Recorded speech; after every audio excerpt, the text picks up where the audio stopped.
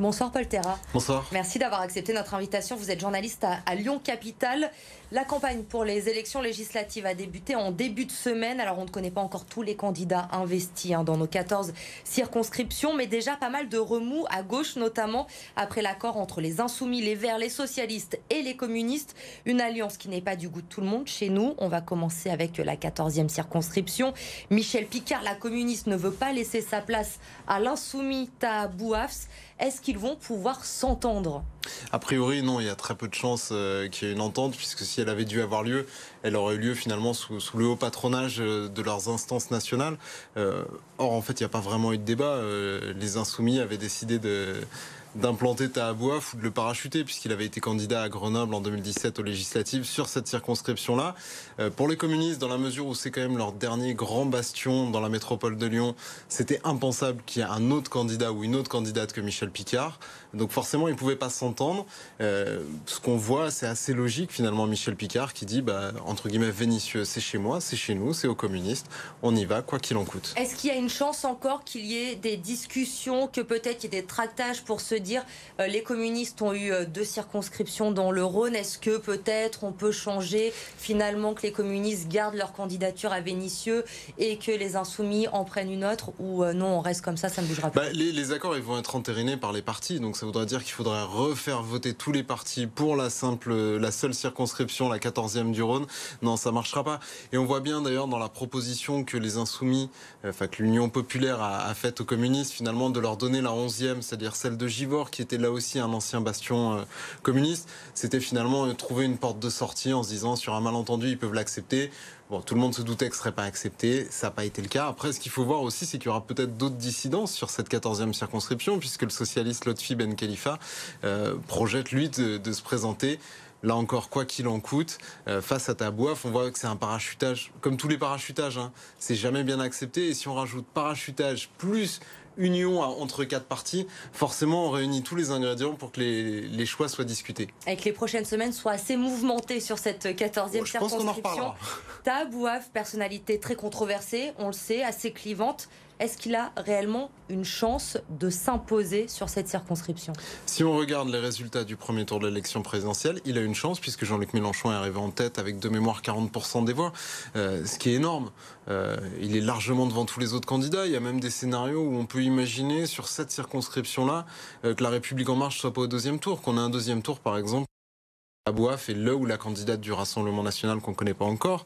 Il l'aborde vraiment en favori. Après, ça dépendra de la participation, puisqu'on a vu sur le premier tour de l'élection présidentielle que Jean-Luc Mélenchon avait réussi à mobiliser un électorat qui d'habitude s'abstient et qui là s'était déplacé, notamment l'électorat des quartiers dits populaires qui étaient allés voter en masse.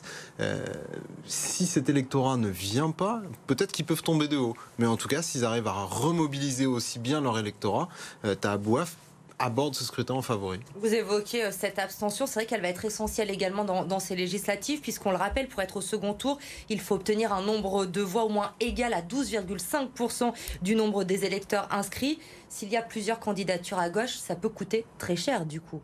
Alors ce qu'on a vu, c'est qu'au premier tour de la présidentielle, la gauche a plutôt fait le job dans la désunion. Ils pouvaient difficilement être plus nombreux et il y avait eu un effet vote utile très fort. Là, on peut imaginer qu'il y aura cet effet vote utile. En plus, les élections législatives, ça reste quand même des élections à étiquette. Et là, forcément, l'étiquette Nouvelle Union populaire écologiste et sociale, NUP, elle va être beaucoup plus porteuse que l'étiquette dissidente, parce qu'en plus, dissident, on n'a même pas le droit de mettre le logo du parti. Donc forcément, électoralement, je pense que ça ne va pas changer grand-chose. C'est juste ça crée un climat lourd, ça vient perturber le candidat investi qui doit tout le temps se justifier de pourquoi il est chahuté par les autres, et ainsi de suite. Et puis après, effectivement, il y a un petit risque d'émiettement. Mais c'est pas forcément sur cette circonscription-là que la gauche part avec le plus de handicap. Et elle peut, entre guillemets, se permettre le luxe d'une dissidence si c'est une dissidence qui reste marginale en score.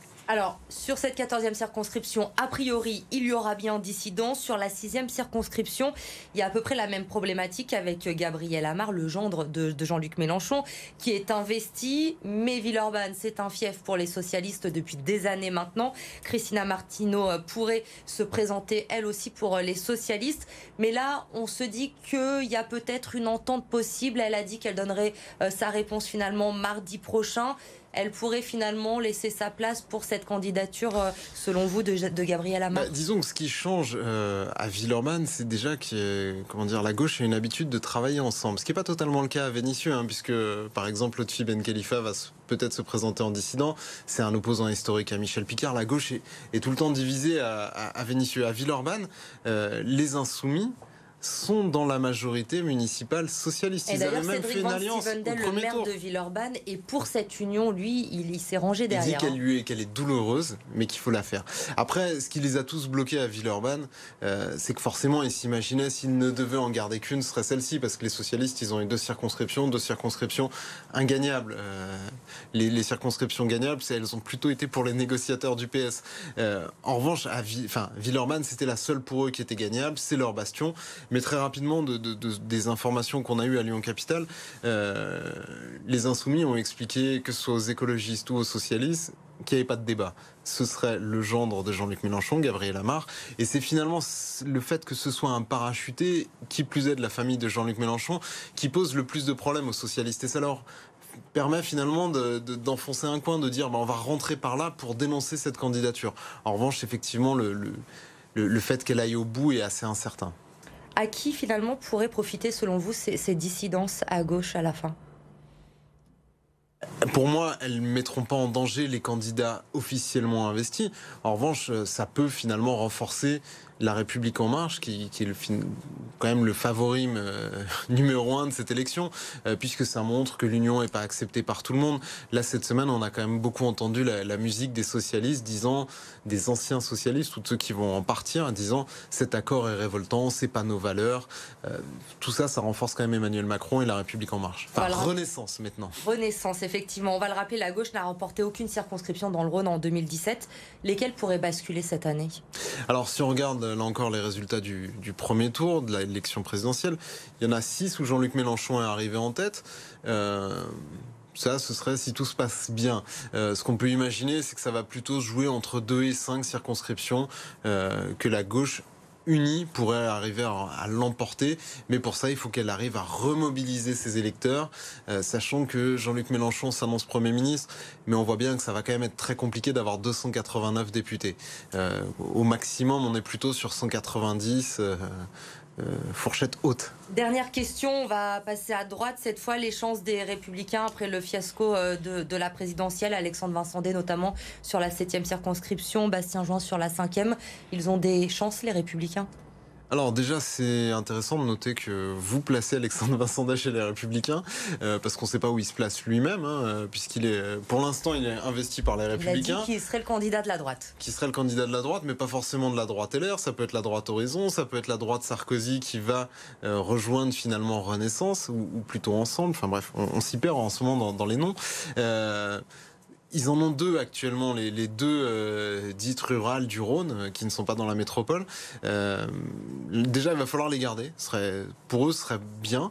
Après, ils comptent sur leur maire en disant, voilà, on a des maires qui sont connus, des habitants, ça avait marché au régional. Franchement, ça va être très très compliqué pour eux. Le scénario où à la fin, ils n'en ont aucune n'est totalement pas exclu. Ça nous promet de belles semaines en perspective. Merci Paul Terra pour cet éclairage ce soir sur le plateau de BFM Lyon. On aura l'occasion d'en reparler longuement dans les prochaines semaines de ces élections législatives.